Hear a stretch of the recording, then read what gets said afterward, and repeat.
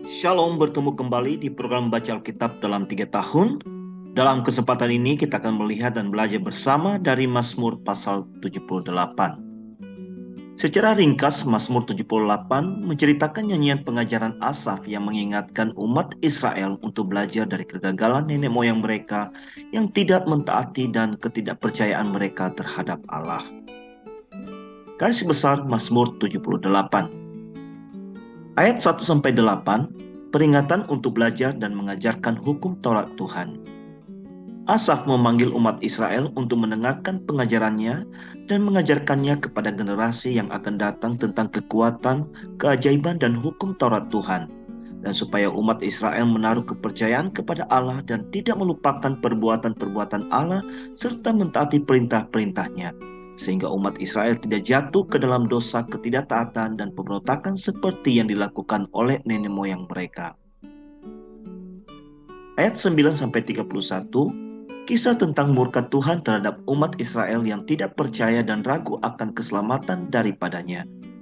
Sejarah kerajaan Israel yang dimurkai Tuhan seperti Bani Efraim. Mereka adalah umat pilihan Allah, tetapi karena ketidaktaatan mereka pada perjanjian dan Taurat Tuhan, serta melupakan pekerjaan dan keajaiban Tuhan yang telah dinyatakan bagi mereka, maka murka Tuhan menimpa mereka. Tuhan membunuh gembong-gembong dan teruna-teruna Israel. Ayat 32-55, kasih setia Tuhan tidak berubah. Walaupun murka Tuhan telah menimpa Bani Efraim, mereka masih saja berbuat dosa dan tidak percaya kepada perbuatan-perbuatan Tuhan yang ajaib. Apabila murka Allah menimpa mereka, maka mereka mencari Tuhan. Tuhan mengasihi dan mengampuni kesalahan mereka. Dan banyak kali Tuhan menahan murkanya dan tidak membangkitkan segenap amarahnya kepada mereka. Karena Allah mengingat mereka hanya manusia dan sementara saja. Tetapi setelah itu mereka kembali berbuat dosa. Mereka menipu dan memperdaya Tuhan dengan mulutnya.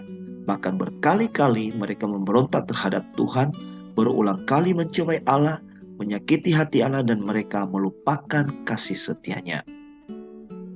Ayat 55-64, melakukan dosa yang sama.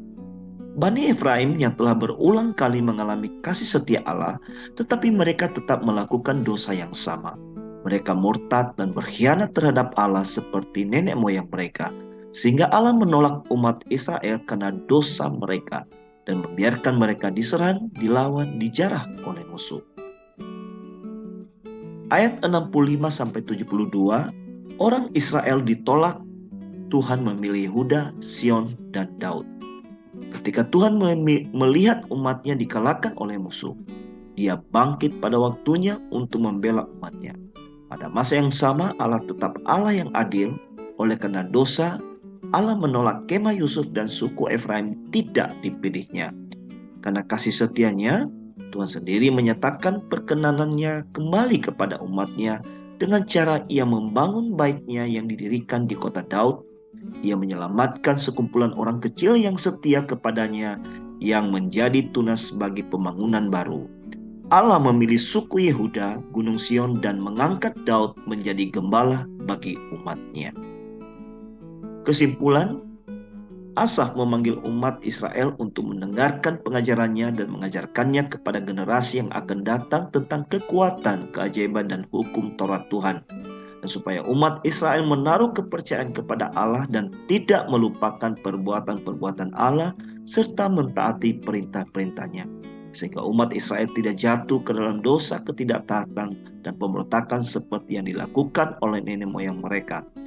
Asaf juga menceritakan sejarah kehidupan umat Israel yang tidak taat kepada hukum Taurat dan perintah-perintah Tuhan. Mereka banyak kali mengalami kasih setia Tuhan, tetapi mereka melupakannya dan kembali melakukan dosa yang sama. Tuhan menghukum dan menolak mereka yang tidak setia, tetapi Tuhan memilih umat yang setia kepadanya. Penerapan untuk kita semuanya. Kita juga sering melakukan hal yang sama seperti umat Israel. Berulang kali kita melakukan dosa, tetapi ketika kita datang kepadanya, oleh karena kasih setianya, Dia mengampuni kita. Tetapi jangan lupa bahwa Tuhan adalah Tuhan yang adil. Dia akan menghukum orang yang melakukan dosa.